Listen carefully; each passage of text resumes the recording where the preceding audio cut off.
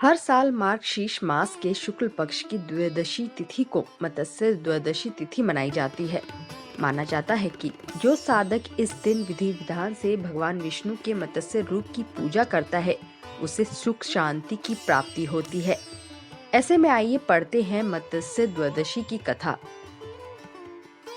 कथा के अनुसार एक बार एक सत्यव्रत नाम के प्रतापी राजा नदी में स्नान करने गए। जब सूर्य देव को जल अर्पित कर रहे थे तो उनकी अंजलि में एक छोटी सी मछली आ गिरी। राजा ने मछली को पुनः नदी में छोड़ना चाहा, लेकिन तभी मछली बोली कि राजन, इस नदी में बड़े बड़े जीव रहते हैं जो मुझे मार कर खा सकते हैं। कृपया मेरे प्राणों की रक्षा करें। तब राजा सत्यव्रत ने उस मछली को अपने कमंडल में रख लिया और अपने घर ले आए। अगली सुबह जब सत्यव्रत ने देखा तो पाया कि मछली का शरीर इतना बड़ा हो चुका है कि कमंडल उसके लिए छोटा पड़ गया। तब मछली बोली कि राजा, मैं इस कमंडल में नहीं रह पा रही हूँ, कृपया मेरे लिए कोई और स्थान ढूंढिए। तब सत्यव्रत ने मछली को कमंडल से निकालकर पानी के बड़े मटके में रख दिया। जब राजा ने अगली सुबह देखा तो मटका भी मछली के लिए छोटा पड़ गया। ऐसा करते करते एक समय बाद मछली का आकार इतना बड़ा हो गया कि उसे बड़े तालाब में डालना पड़ा। लेकिन कुछ समय बाद मछली का आकार इतना बढ़ गया कि तालाब भी उसके लिए छोटा पड़ गया और उसके बाद राजा ने उसे समुद्र में डाल दिया। लेकिन इसके बाद समुद्र भी मछली के लिए छोटा पड़ गया।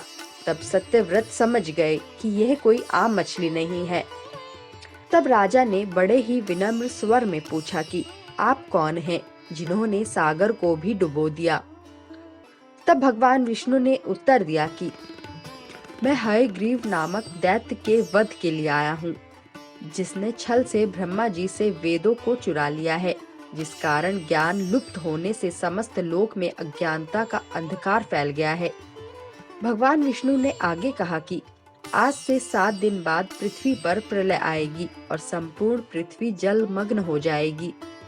तब आपके पास एक नाव आएगी और तब आपको अनाज, औषधि, बीज एवं सप्त ऋषियों को साथ लेकर उस नाव में सवार होना होगा। भगवान के कथन अनुसार 7वें दिन प्रलय आने पर सत्यव्रत ने ऐसा ही किया और नाव में सप्त ऋषियों को चढ़ाने के साथ साथ अनाज, औषधि को भर कर रख लिया।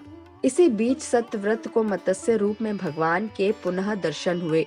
इसके बाद भगवान ने हयग्रीव राक्षस का वध किया और सभी वेद वापस लेकर ब्रह्मा जी को सौंप दिए। सनातन धर्म से जुड़ी ऐसी ही अन्य धार्मिक तिथि और उपाय जानने के लिए हमारे चैनल को सब्सक्राइब करें। जय शिव शंभू।